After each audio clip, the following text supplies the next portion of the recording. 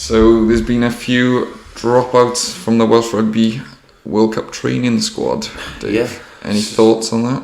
So Rhys Webb, mate, he's dropped out. Yeah. So Rhys Webb retires from international rugby at the age of 34. So he ends with 40 caps for Wales and 2 Test caps for the Lions. Which is decent career. It's good. Can't fault that.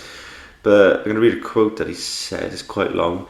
So whilst I would have relished the chance to end my career playing for Welsh region, the present uncertainty and difficulties within Welsh rugby meant there was little opportunity for contract and offer security for the coming years, as I see out my professional career. And then he further said that as such, when the opportunity to play abroad arose during the off-season, enabled me to provide a greater career security for myself and my family, I decided to accept the offer. What's your thoughts, mate? Well, it's completely fair. I mean, it is a loss. I don't want to say it's a massive loss, but it is quite a big loss for the squad. He's like an experienced player. This would have been his last World Cup, and he came back in the Six Nations, showed that he's still got something to offer Wales.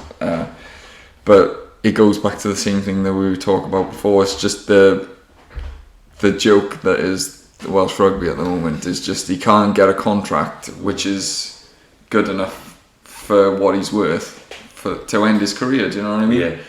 Yeah. And these players have got to put their family first. And when you look at them and they think like, I can go to the World Cup, but then I'm gonna have to sign for like the Ospreys again for like 20-30 grand a year, or I could just miss the World Cup and go to France and then make like 80 grand a year, or maybe even more. Like they have to do it, don't they? Like it's probably going to be his last big contract, so he has to take the money, which anyone would do. Do you know what I mean? Yeah, like you said, he's got to look after his family. Like so, and really, the Welsh Rugby Union have kicked themselves in the teeth, haven't they? So yeah, and the balls and everywhere else. It's just a joke. Like I just wanted to keep it PG. That's what I said. Yeah, sorry. A parental advisory. Because then it was the news that Corey Hill also withdrew from the squad. Miles' mate. He got called up because he was ineligible. Who's Miles' mate? Miles Evans, his mate. I don't know why, but whenever I see him, I always think of Miles because Miles always shares his stuff on Facebook. Anyway, sorry, man. Hi, shout out to Miles. So Corey Hill, he was ineligible because he moved to Japan. Yeah. And it was when it was the 65 caps. But then they changed it to was it 25? I can't even remember now. And he was eligible for the World Cup, and because then he had to basically re-sign a new contract. Yeah. And because he didn't re-sign his new contract with a Welsh team, he's now ineligible again. It's just a joke, and it goes back to the same thing. I'll read his quote. I'm gutted to be leaving the squad, but the opportunity has come up and I need to take it for my family. So it's exactly the same thing. And I think he's going back to Japan, which is where he was playing originally. But so it's the same thing. This whole cap situation, like I said to you in the last one, it's going to get to a point where you're going to need these players, but you're cutting your nose off to spite your face because you want them to play for a region. And then they're not going to be eligible for you because of a stupid rule. Yeah. It's just like he would have been very useful in that squad because we're a bit short of depth in the sec row now. Arne Wyn Jones is gone and stuff.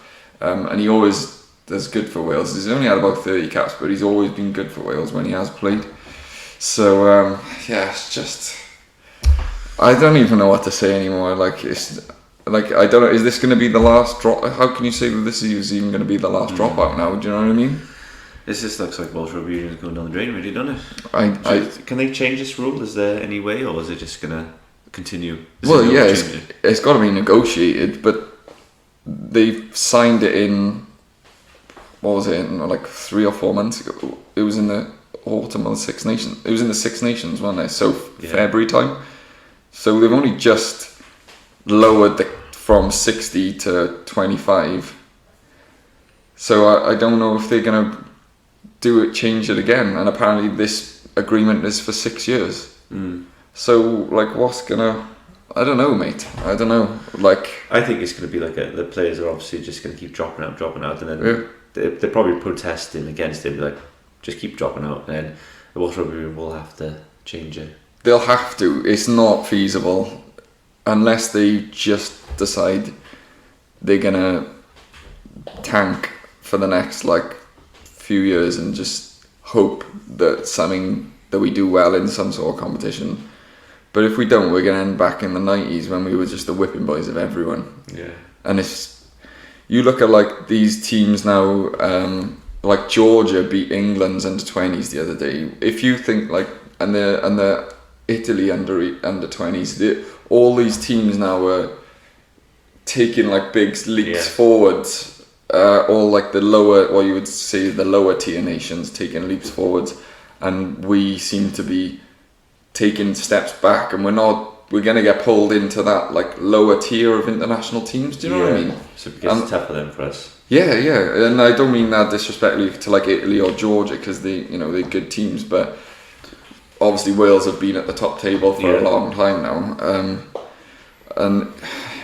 but I don't know what the answer is. It's money, because news that's not Welsh rugby but relates to rugby is been recently that London Irish now have gone bust in the English Premiership. So that's 3 teams in the Guinness Premiership in England this season. 3 have gone bust and are like no more. Wow. And that's in 1 year. So it's not just like a money issue for like just Welsh rugby. It is international rugby as a whole. Yeah.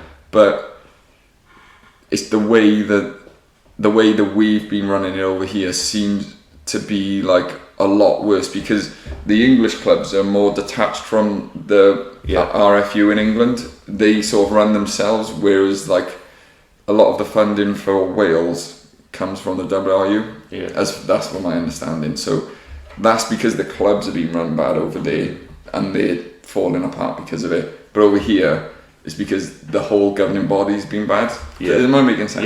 Yeah. So, so it's not just like a unique to Wales, but it's unique more to the WRU. So, like I say, I don't know what the answer is, but something's got to change. I don't know whether they'll just maybe get rid of 1 or 2 of the regions and have less regions, and then pool the players together. Yeah.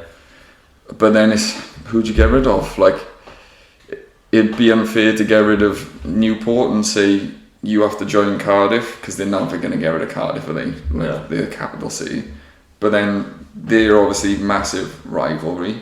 Yeah. And the same for like Swansea and Scarlets, which was a rumour before of them merging.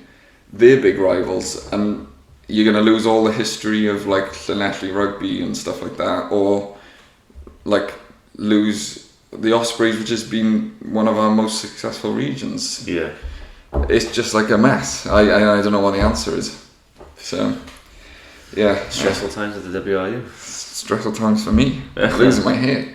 But, anyway, before I just go on forever again, that's just the current state of play. So, do you think they would get rid of a region, or 1 or 2? Do you think it would be fair? No, I don't think it would be fair to get rid of regions. Like I said, there's lots of history within it, so yeah, I can't see that happening. Yeah. If they do, there'd be outroar. It would be uproar. Like, when if you thought of like, even put it to football, say Newport Town were going to disband, and then you were asking them to go and be part of Cardiff City football. Yeah. They're not going to, are they? No. And it's the same as like Swansea and Cardiff football. I know it's a little bit more hostile with the football than it is with rugby, but if you said to Swansea, right, we're getting rid of you, you got to go and support Cardiff, okay, then it's not going to happen. No. So, I don't know. I haven't got the answers, unfortunately, but just that's the state of things at the moment.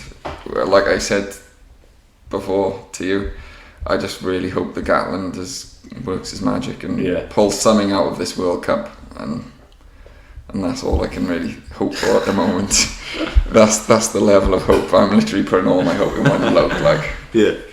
we'll see. We'll see. The only other thing I wanted to say is that as we knew Alan when Jones had announced his retirement, but he actually played his last game. You actually like this. He played for the Barbarians against Swansea, which was an anniversary. I think it was 150 years of Swansea RFC, and that was his like parent club. That's where he started, and he played the first half for the Barbarians, and then half time he Sort of went and played the second half for Swansea. Which is cool, isn't it? Yeah. But do you know what I was thinking? Imagine how gutted you would be. So, like, Swansea's obviously like a lot of semi-pro players. Yeah. Imagine how gutted you would be that you were the player they took off to bring Alan Wynne on, because you would be the only player on that squad who didn't get to play with him. Yeah. How harsh is that? Oh. I haven't thought of it afterwards. Yeah. But yeah, I know it doesn't matter, like, because it was an exhibition game, but Yeah. still. Just a bit of fun, like, yeah. Yeah, so congratulations to him, like Yeah, we talked quality, about before, congratulations. what a career and stuff. So. Yeah. But other than that, there's no other real news in the world of rugby at the moment, so On to me. we'll move on before I start swearing and stuff again like last time.